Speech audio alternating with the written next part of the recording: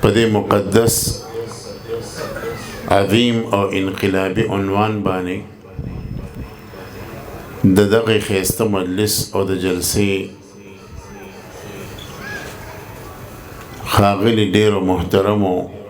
او درنو علما کرامو او طلبه عظامو او زما ډېرو درنو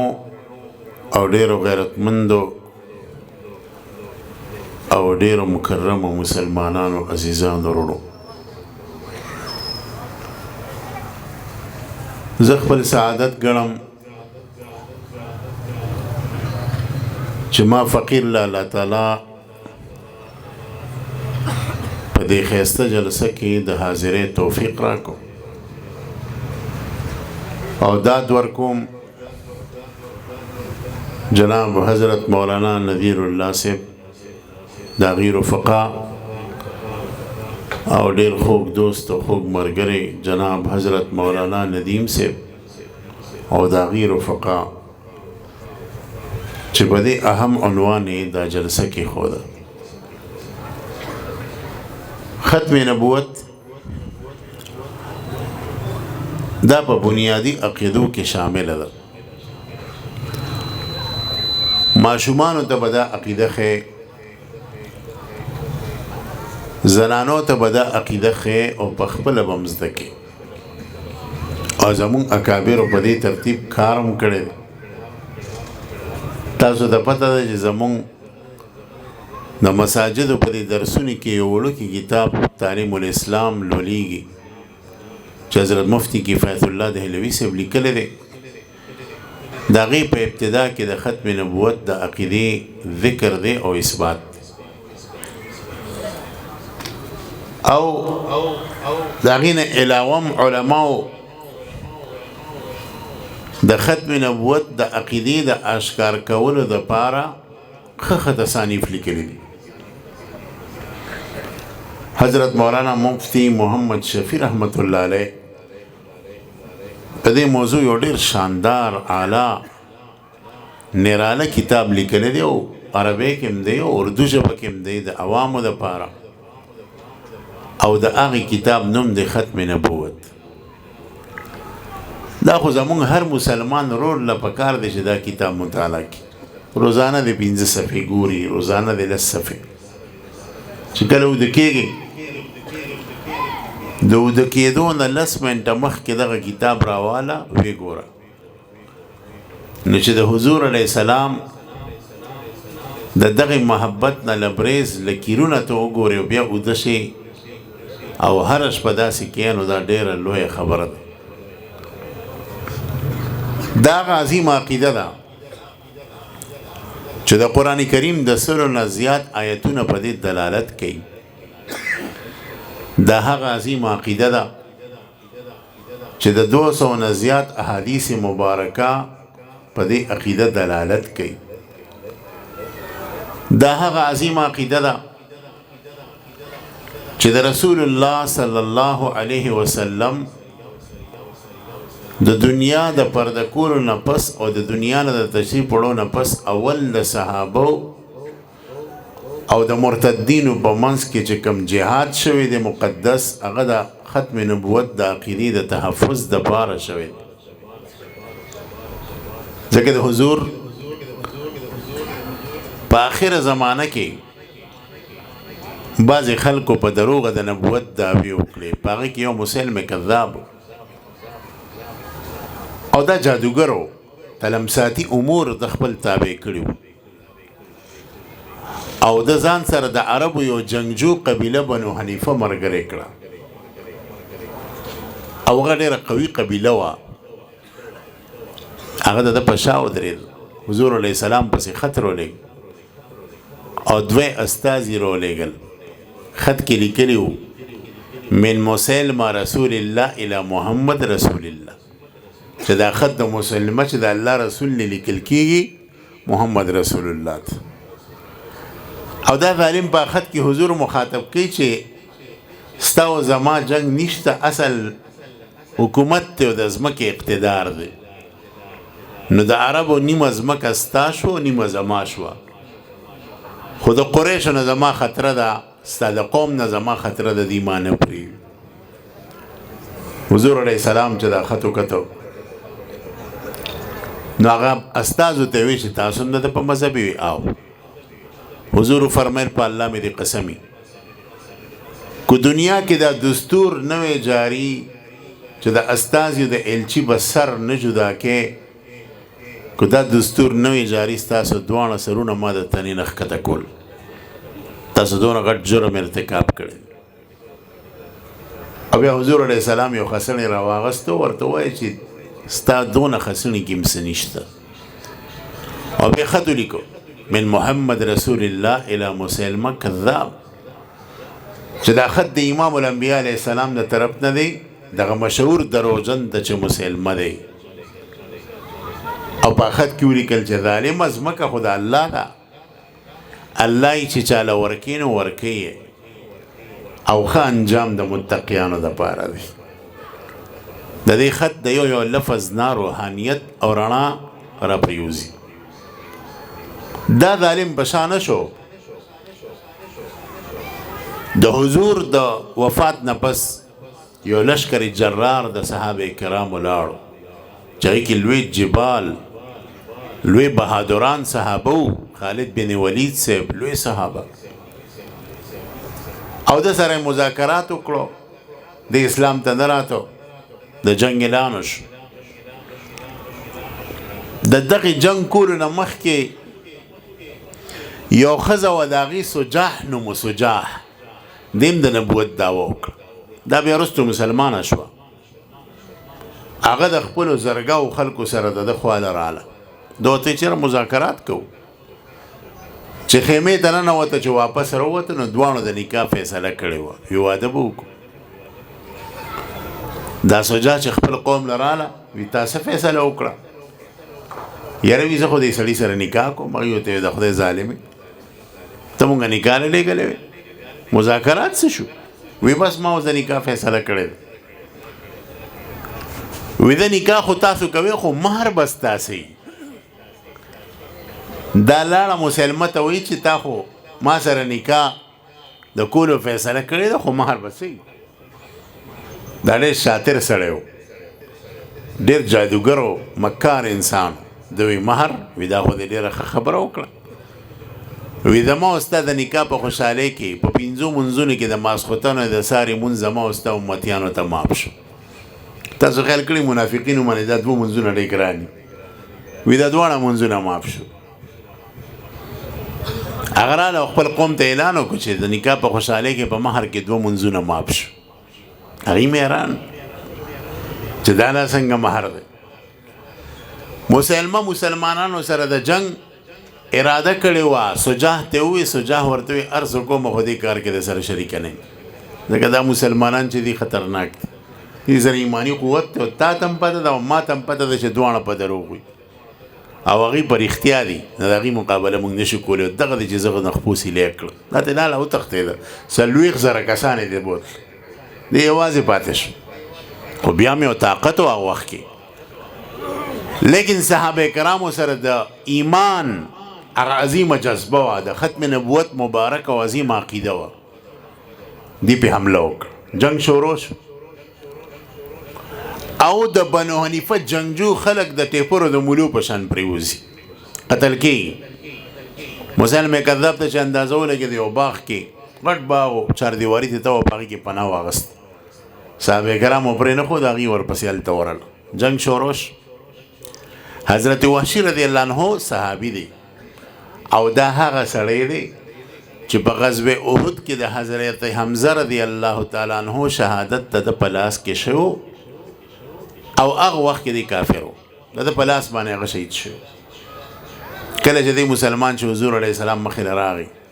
وی چې دا وحشي دی حضور ورته وی ټیک دی اسلام دی قبول دی خو زما مخې نه مه راځه زما د ګل په شان تره تا شهید کړی او خو د الله زمری و اسد الله الغالب د حضرت حمزه دا لقب و د الله زمری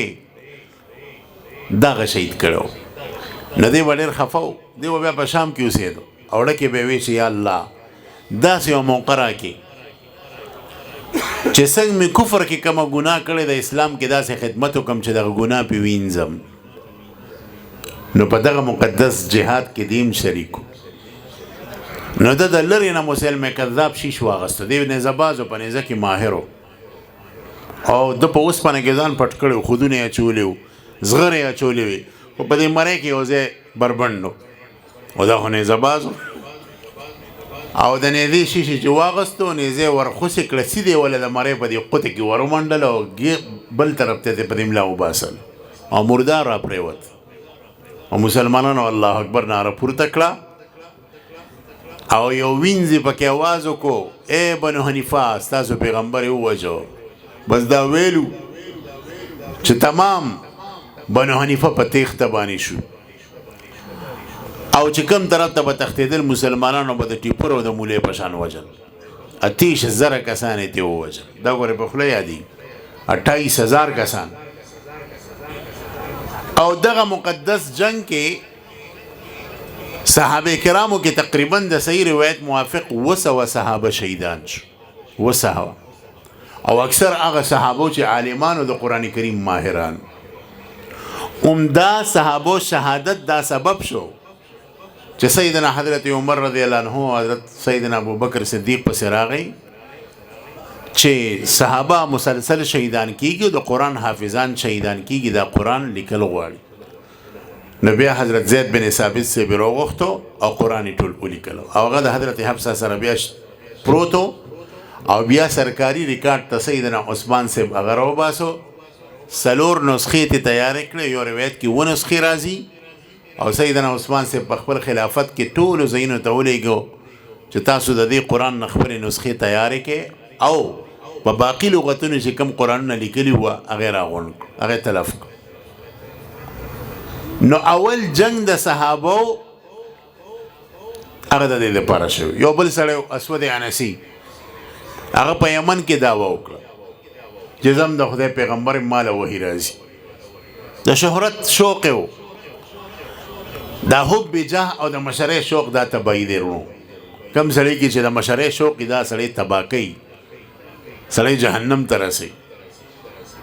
نو اسود عنسی د نبوت دعوا وکړه او په صنعا باندې حمله وکړه او صنعا او یمن قبضه کو علامه ذهبي سے په خپل معناس کتاب سیر اعلام النبلا کې دا واقع لیکلی او ډېره ناشنا واقعه ده چې د په یمن کې خپل خلک راغونډ کو چې زه به د خپل دین طرف ته دا خلک څنګه راوبلم د اسلام نه به څنګه راواړو هغه ورته وی چې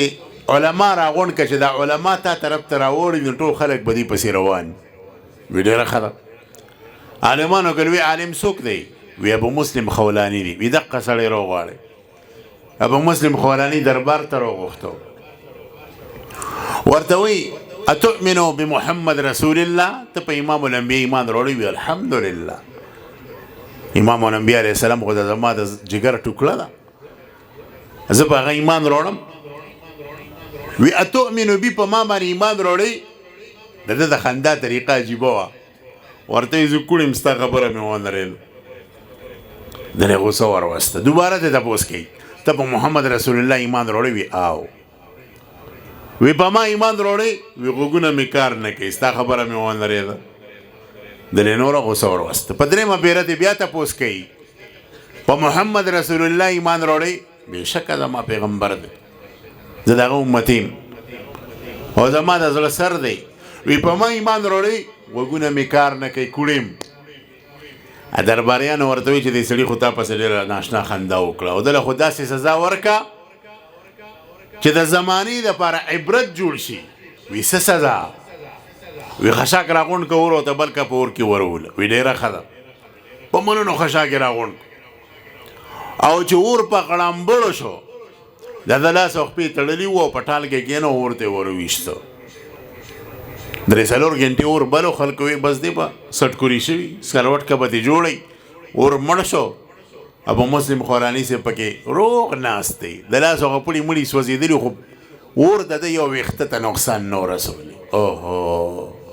دا واقعه ظاهرېدلو چې ډېر خلک اسلام ته رال چې کوم مرتد شوي اسود عنسی سره چې کم خپل ملګري او حوارین او هغه ورته دا سړی اوس لرې که ګوري چې په اور منډله شو په توره نه مري ګورې په غشي نه مري ځان مه شرموه د ده یو علاج دی چې دی جلاوطن کا یمن نه وباسه هلکه وي دا ډېره ښه خبره ده ته یوځه خپې سپکوه دا خو یوازې وجز یمن نه راووته ده سره بل ځای نه و پېژنګلوی نه وه ده وایي زما دا یو ځای دی چې د محمد رسول الله ښار ته لاړ شم مدینة الرسول صلی الله علیه وسلم ته لاړ شم مدینې منورې ته راورسېد د الله شان د ده د راتلو نه مخکې مدینې منورې ته واقع را رسېدلی و چې الله تعالی په دې امت کې سنت ابراهیمي بیا جمع دی کړی مسجد نبوي کې مونځ کوي سیدنا عمر فاروق صاحب حضرت عمر صاحب خو ډېر فراست والا هستي وه هغه به سړی د نښو نښانو نه پېژنده پوه شه دا یمنی دی چې فارغ شو د مونځ نه وی ته میلمې د یمن نه راغلی او جي یره په یمن کې واقع راغلی ده چې الله تعالی سنت ابراهیمي بیا را جمع دی کړی دی دی ورته او جي همداسې شوي دي دا بلکل صحیح واقع ده حضرت عمر صاحب ته بیا تپوس کې وما هو الا انت معلومیږي ته هغه سړی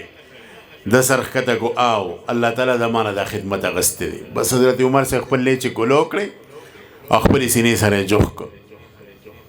او کله په ګیره ښکلی کله په تندي ښکلی او دا وایي الله ستا شکر دی چې ما ته د هغه هستي وښوله چې د هغه په ذریعې تا سنت ابراهیمي په دې امت کې جمع دی کړی هغې نه پس حضرت ابوبکر صاحب له بوت او خلیفه و ورته یې چې دا هغه هستي ده اوهو د هغه د مینې خو بیا جدا شان زړه ته یې نږدې کو محبت یې ورسره کو او بیا منځ کې کښېنو یو طرف ته ابوبکر صاحب بل طرف ته عمر صاحب او مینه ورسره کوي محبت ورسره کوي نو د ختم نبوت متعلق چې کمی خطرې راغلي دي صحابو ډېر په نره باندې غرت کړي دي همدا سود انسي د یو مسلمان چې شهیدی کو شهر بن بازان د هغه بیبي و مرزوبانه بیبي هغې سره په زوره نکاح وکړه هغه مجبوره وه د دې مرزوبانه بیبي یو خپلو فیروز دیلمي صحابي دی حضور علیه السلام دته دا مهمه وسپارله چې دا سړی قتل که اسود انسي مردار که فیروز دیلمي صاحب لاړو وی څه کوې ده د مرزوبانې خپل یم ستا د بیبي خپل یم وی ښه ملاقات یې وکړو مرزوبانې ځان سره په طلاق کړه چې زه به د شپې راشم ته ما ته ورکولو که بس نور کار زما دی دې دله زه قتلوم د شپې او وخت مقرر باندې راغی مرزوبانې بیبي ورته ور لرې کو دی ورغې په سینه ورته کېناست او درس چاړی ورې په دې سینه کې ورنه باسل اسود انسي جهنم رسید کو نو صحابه کرامو د ختم نبوت د عقیدې د تحفظ دپاره د عظیم الشان قربانۍ کړي دي ګوره یاد ساتي دا وړه خبره نه ده د حضور علیه السلام د ناموس دپاره چې کم سړی سپایي جوړ شو د ده نه په دنیا او په آخرت ګورې اوچت سړی نشته زمونږ د مشرانو کې لوی عالم تیر شوی دی تاسو به د دې ملګرو نه نوم اورئ حضرت مولانا محمد امین اوکاړوي صاحب رحمت الله علیه د ده تقریر به ډېر پر اثر و په خپله واقع بیانه کړې ده چې ما پسې پنجاب کې د یو علاقې نه خط راغی پخوا خو موبایل وغیره نه و چې جي تاسو د سیرت جلسه ده وراشئ تقریر له ما ټایم ورکو چې په پلانکي تاریخ په پلانکي ټایم له درشم دوباره ما ته خط راغی سموره پس او د هغې تاریخ مقرره نه مخکې او ما ته پکې په منی اډر پیسې راولېږلې چې موږ هغه جلسه منسوخه کړه او تاسو مه راځئ ستاسو پیس موږ درولېږو مولانا امین اوکاړوي صاحب چې زه ډېر خفه شم چې زه خو د پیس دپاره تقریرونه نه کوم زه خو د الله د رضا دپاره کوم ما چې حالات معلوم کړو چې تاسو جلسه ولې منسوخه کړه هغې ما ته وویل چې زموږ علاقه کې 90% قادیانان او هغو موږ له دمکي راکړه کو په سیرت هم جلسه وکړه د ټولو مسلمانانو کورونه به تشت تاراجي او سوځو ختمو وژنو نو مسلمانان کمزوري او قادیانان مالدار او طاقت کیو نو موږ ویریدو نو جلسه هم منسوخه کړه مولانا امین اوکاړوي صاحب چې ښه اوس خو د غیرت خبره ده اوس خو به دا جلسه کېږي لاړو ورته جلسه به کوو وي موږ نشو کولی کمزوري وي ستاسو د علاقه کې څوک بدماش شته وي او دلته یو بدماش دی ډېر خطرناک دی نوری نوم دی ډاکو دی نوره ډاکو وی دې سړي له مې بوځئ علماو شان ډېر عجیبه د هر سړي نه کار په دین کې اخلي نوره ډاکو پسې لاړو د هغه حجره کې کېناستو نوره ډاکو راغی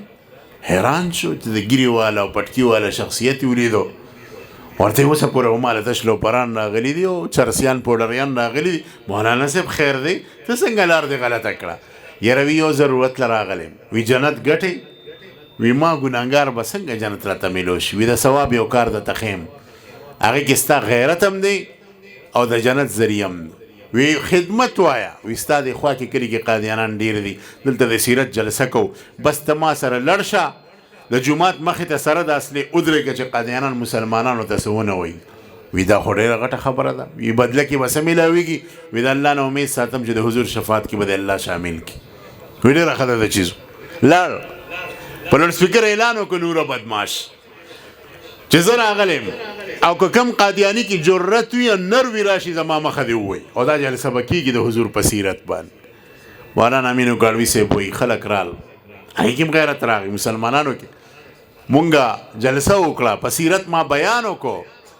د یو قادیاني جرت پیدا نه شو چې راغلی وي. د هغې نه بس زه رخصت شوم لاړم. ډېره موده پس زما د کور ور وټکېدو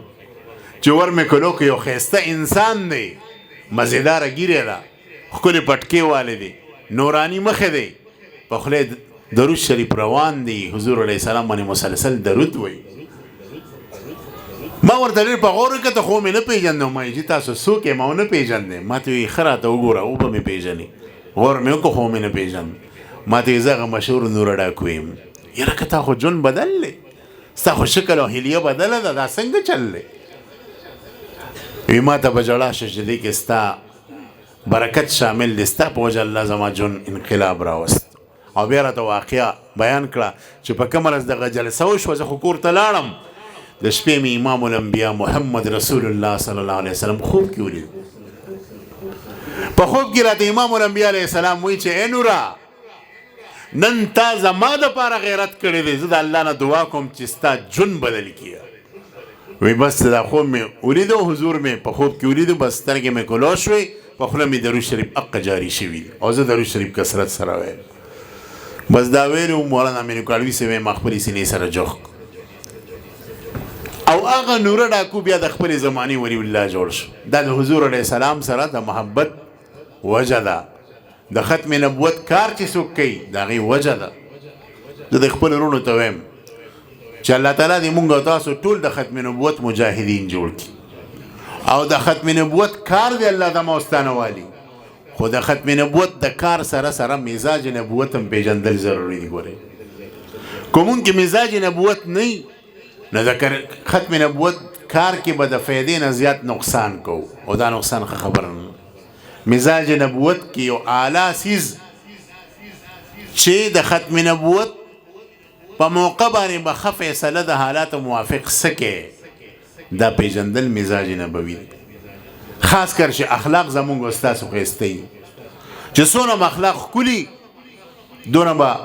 الله رب العزت د ختم نبوت کار خوري او د قادیانیت فتنه به ختموي. حضور پاک صلی الله علیه وسلم الله پاک څونه ښکلي اخلاق ورکړي. الله تعالی د حضور په اخلاقو قسم خوري وَإِنَّكَ لَعَلَىٰ خُلُقٍ عَظِيمٍ. علماء کرام د مجلس کې ناست دي، د آیات کریمه کې څونه زورنه ده، څونه تاکیدات دي. واو د قسم دپاره ده، ان بیا د تحقیق دپاره ده، لعلا د ان په خبره باندې لام داخل شوی دی تاکید دپاره، علا د اقتدار دپاره دی او د خلق صفت یې روړی دی عظیم. او دا عظیم ورته ما ورته نه وایو، الله ورته ویلي. معنی د دې آیات دا ده چې زما د په خپل ذات قسمي بېشکه پیغمبره ای زما محبوبه ته ډېر په عظیمو اخلاقو باندې فایز. نو په کار دی زما او ستاسو اخلاق هم داسې ښایسته وي. نو چې څونه اخلاق زما او ستا مزیداري، د نبوت کار به مونږ ښکلی کوو. نو د نبوت کار سره مزاج نبوت پیژندل دا ډېر زیات ضروري دي چې کار د نبوت زمونږ او د ختم نبوت کار په مثبت انداز د ګالم ګلوش نه به ځان ساتو. هغو به کنځلې کوي. غلام احمد قادیاني شتامو، هغه کنځلمارو، مونږ به کنځلې نه کوو. مونږ به په ښو اخلاقو باندې هغې دین ته رابلو، په ښایسته اخلاقو باندې به یې راولو څنګه چې د حضور اخلاقو. زمونږ د ختم نبوت څونه قایدین چې تیر شوي دي. حضرت علامه محمد یوسف بنوري صاحب او د هغې نه مخکې او د هغې نه وروسته مولانا یوسف لدیانوي صاحب او نور اکابر دې ټولو ته د قادیاني د کنزلو پته ده، بلکې د قادیاني په کنزلو روح کتابونه لیکلي شوي دي، خو دو د کنزلو جواب په کنزلو نه دی ورکړی، بلکې دې د